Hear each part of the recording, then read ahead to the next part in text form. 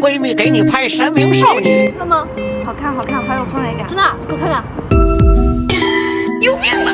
企鹅有吧？共享屏幕用起来，自己就能看着画面实时拍摄啦。不同手机操作方法，我放在这里了。这给我，你慢慢蹲下，就这2个手臂的距离差不多。镜头放大2倍，闪光灯打开。头挡住路灯，照片模式拍照键右滑，视频格式按小白点拍，这样表情不行的话还能从视频里截图。弯腰俯身更显脸小，耳边撩头发氛围感十足。拍完修图直接在模板里搜血，擦除脸上部分，降低透明度，降级色彩层次，发丝光更明显啦。